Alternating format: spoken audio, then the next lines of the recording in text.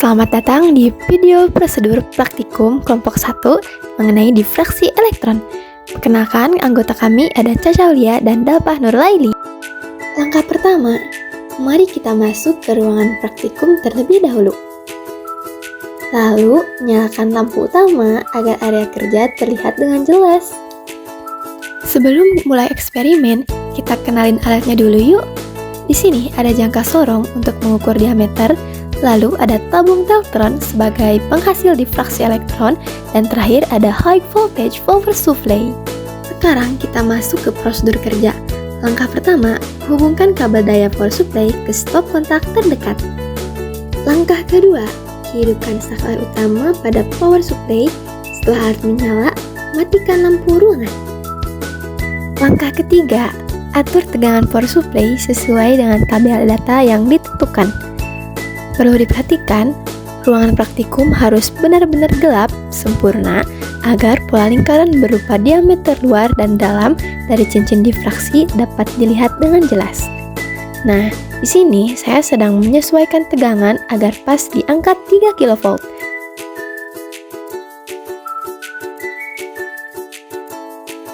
Setelah stabil di 3 kV, akan muncul pola difraksi pada layar. Nah, panah ini menunjukkan posisi diameter luar dan dalam. Langkah keempat, lakukan pengukuran pada diameter cincin dalam menggunakan jangka sorong secara perlahan.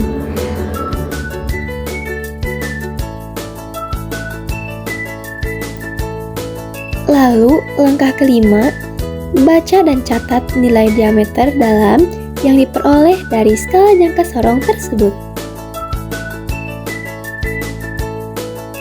Langkah keenam, lakukan hal yang sama untuk mengukur diameter luar cincin difraksi menggunakan jangka sorong. Lalu, langkah ketujuh, baca kembali nilai diameter luar yang didapatkan. Pastikan data hasil pengukuran dicatat ke dalam tabel pengamatan dengan teliti. Langkah ke-8, ulangi langkah-langkah pengukuran tadi dengan menaikkan tegangan power supply sebesar 0,5 kV. Jika diperhatikan, terdapat fenomena menarik di sini. Semakin besar tegangan yang kita berikan, maka diameter dalam dan diameter luar dari cincin difraksi akan semakin mengecil.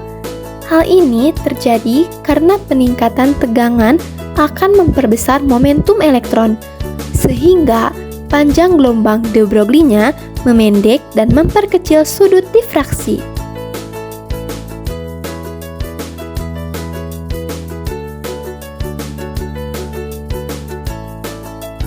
Ulangi prosedur variasi tegangan dan pengambilan data ini sebanyak 5 kali.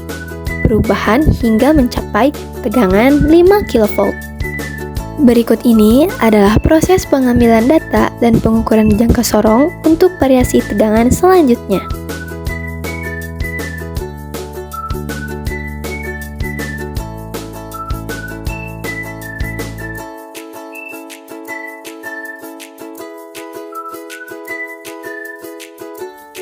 Setelah semua data diperoleh, kita masuk ke tahap akhir.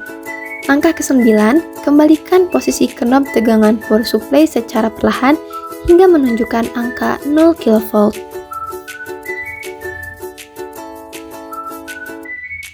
Langkah ke-10, matikan saklar utama power supply.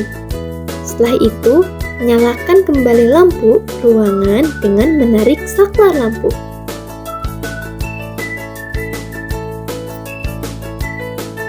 Langkah ke-11, cabut kabel power supply dari stop kontak demi keamanan.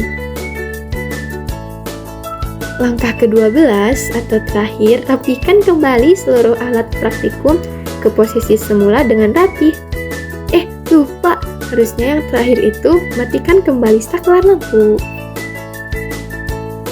Lalu buka pintu dan kita bisa meninggalkan ruang praktikum. Dari serangkaian variasi tegangan yang telah dilakukan, berikut adalah tabel data pengamatan yang diperoleh Data ini mencakup nilai tegangan dari 3 kV hingga 5 kV, beserta hasil pengukuran diameter yang telah dibagi dua menjadi jari-jari. Untuk menganalisis data, kita menggunakan dua pendekatan konsep. Pertama, menentukan panjang gelombang de Broglie elektron berdasarkan tegangan percepatan dengan rumus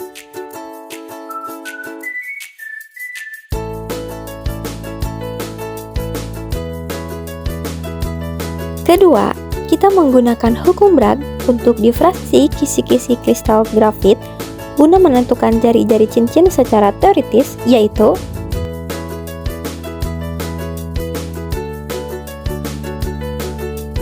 di mana D adalah jarak antara bidang atom pada target grafit. Berdasarkan data yang diperoleh, berikut adalah grafik hubungan antara jari-jari cincin dalam atau R1 terhadap panjang gelombang de Broglie atau lambda. Grafik ini menunjukkan tren linear positif yang sangat jelas, di mana semakin besar panjang gelombang, maka jari-jari cincin yang terbentuk juga akan semakin besar. Hal ini memperkuat prediksi teori Bragg bahwa nilai jari-jari berbanding lurus dengan panjang gelombang. Selanjutnya, mari kita lihat grafik untuk jari-jari cincin luar atau R2. Tren linear positif tetap terlihat, meskipun sebaran datanya sedikit lebih jauh dari garis regresi jika dibandingkan dengan cincin pertama. Jika R kuadrat di sini adalah 0,7946 yang menunjukkan kolerasi yang cukup baik.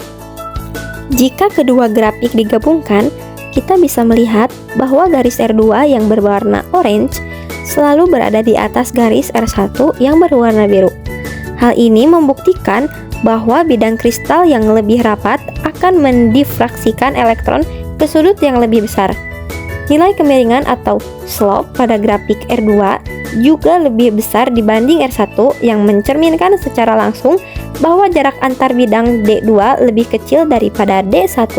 Nah, berdasarkan grafik regresi yang sudah kita buat, diperoleh nilai jarak antar bidang kristal grafit dari hasil eksperimen.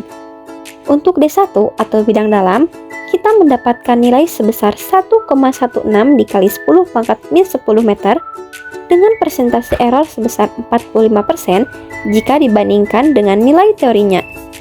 Sedangkan untuk D2 atau bidang luar diperoleh nilai 0,957 dikali 10 pangkat min 10 meter dengan persentase error yang lebih kecil, yaitu 22%. Meskipun persentase errornya cukup besar karena keterbatasan alat dan subjektivitas kita saat membaca skala jangka sorong di ruang gelap, hasil ini secara kualitatif sudah sangat baik karena urutan nilai D1 dan D2 yang didapatkan terbukti konsisten dan sesuai dengan urutan pada nilai teori. Sebagai kesimpulan, eksperimen ini berhasil membuktikan sifat dualisme gelombang dari elektron melalui pembentukan pola cincin difraksi yang menyusut konsisten seiring meningkatnya tegangan.